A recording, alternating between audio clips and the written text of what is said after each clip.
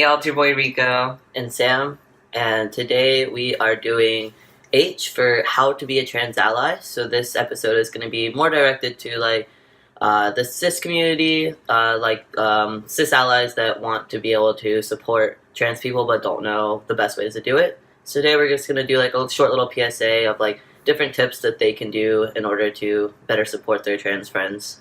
Yes. Yes. Okay. So to start, I think one of the most important ones is don't out anyone. Even if you're in a group of friends and I'm putting myself in the shoes of someone that's a trans ally who wants to be a trans ally.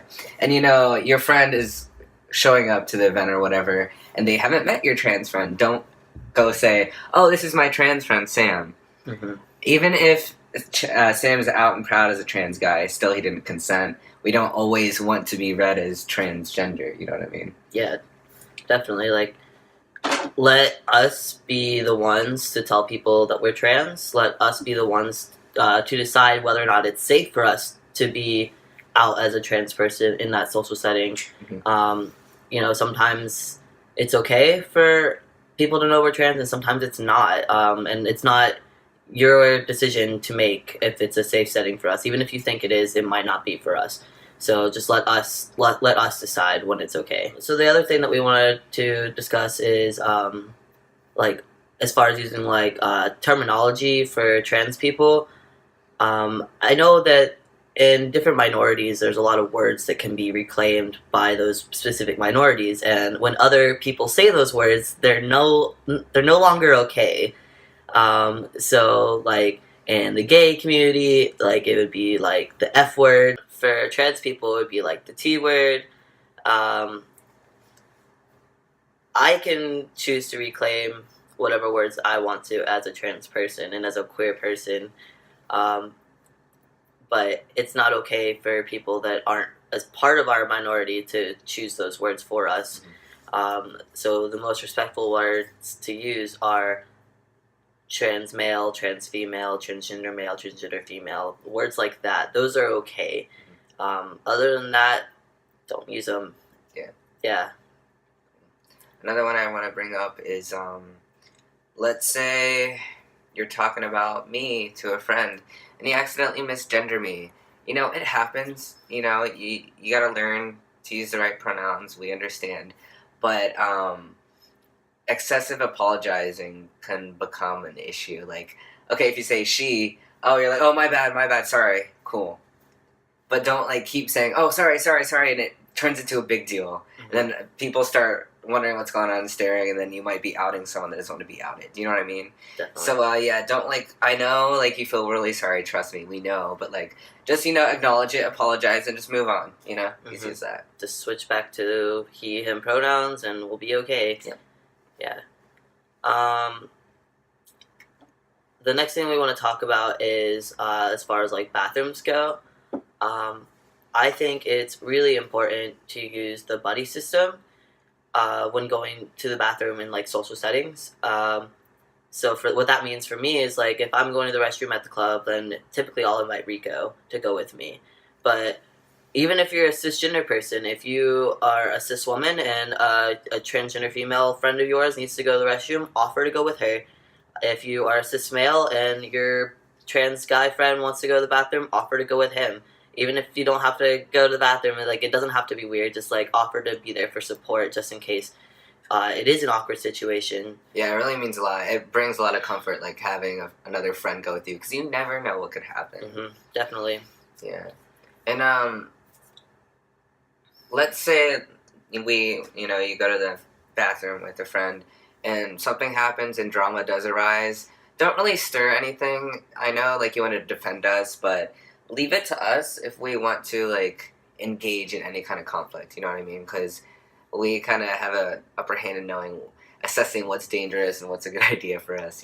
Definitely. I mean, we could just blow it off and laugh it off if they say that we're in the wrong restroom or something. Be like, oh, okay, that's funny. Mm-hmm. Or we can blow it off. Or if that person starts acting really bad about it, then that's when we can assess. Okay, do we need to scale up the situation? And mm-hmm. that's when, at that point, you can help us step in. Yeah. The other thing that I know Rico was talking about with the bathroom situations is if you're in public at a club and you're in the men's restroom and there's only a couple stalls and you are a cis male. It's usually just one stall though. Yeah. Let's be real. There's one stall. Yeah, there's like one, maybe two for lucky stalls, and there's like 5 urinals, and you are a cis person. Use the urinal. Unless you're taking a shit when you stand. Yeah, unless you're taking a shit at the club, Yeah. which most of y'all aren't. Yeah, just we know what y'all doing. Yeah, don't be doing blow or blowing someone, you know what I mean? Like, come on. Y'all, we just gotta pee. Come on. We've all been drinking, we all gotta pee. Y'all use the urinals, we'll use the stalls. Yeah. End of story. Happy day. Thanks. Yes. Yes. Let's see. Another thing, let's say we're in a situation and your trans friend is being misgendered by someone. That's totally cool. We appreciate it if you do correct them for us. Mm-hmm.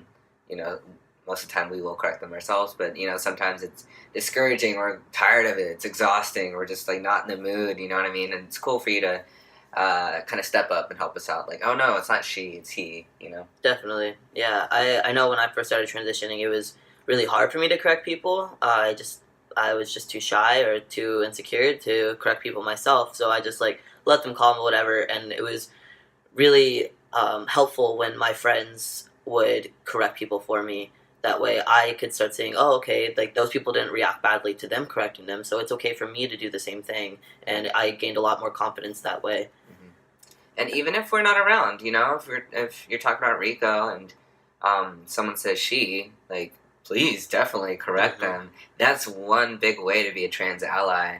It speaks volumes, like when that trans person is not around, how you talk, you know, the right words you use speaks volumes. And another thing that could be kind of complicated for someone that knew us or knew me before I realized I was trans or before I transitioned, like telling a story back in the day, I know it can be confusing. Like, how do I word this without messing up? For me, I mean, it's different for everyone. For me, I think I'd prefer just someone saying, oh, I knew Rico back before he realized he was trans, or back in the day. Don't say, oh, when she was a girl, you know, she was a lesbian, stuff like that. Like, she, female pronouns. That's, no. Yeah, it's not cool. Like, we're not two separate people. Yeah. You can't refer to us as, like, the old us and then the new us. Like, we're always been the same person. We just are now trans. Yeah. Yeah. Yeah, I've always been a guy, I just didn't realize it until recently. Just view it like that. Definitely. Don't let the first question you ask a trans person be, are you going to have the surgeries? Because chances are you don't know what that means. Chances are we're not comfortable talking about it because these are very important surgeries in our lives that, you know, affect how we see ourselves and affect how we feel about ourselves. And chances are it's going to cause some unhappy feelings and unwanted feelings. Unless we bring it up, like, yeah, I'm looking at getting top surgery next year, or yeah, I'm looking into this surgeon, or so and so and so. Unless we bring that up, just assume that it's inappropriate and assume that we don't want to talk about it. And there are going to be times where we do want to talk about it, and that'll be your opportunity. I know that there's going to be videos where Rico and I will talk about it. Tune into those. Yeah. Tune into those. So, we'll teach you a lot there. Yeah, bottom line, if we don't bring it up, just don't. If you feel like this question you're about to ask is maybe not okay, don't. Just wait for us to bring it up. That brings us to another thing we get asked a lot, like, how do you have sex? Anything sex-related. If we don't bring it up, don't bring it up. Yeah. You know? Unless you are interested in having sex with Rico or I, you don't need to know how we have sex. Unless you need to know what we like. Because you're interested. It's none of your business. Yeah. Yeah.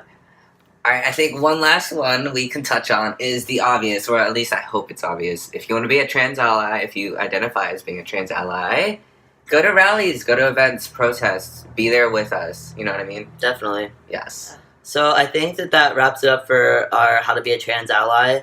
If you have any questions about it, please feel free to hit us up on comments on YouTube or our Instagram or Facebook or whatever. We're definitely willing to answer questions if you are still unsure about a couple of things. Next week, we are doing eye, and so we're going to be talking about injections. Yes. So We're probably gonna just maybe do our shots together. yeah, we can do our shots Talk together. about how we do it, needles, syringes. Talk about the differences between like intramuscular and subcutaneous, and like the differences between all of those. Yeah, it's gonna definitely be an interesting episode. So if you like this video, like, comment, share, you know what to do, y'all. We'll see you next time. Bye. Bye.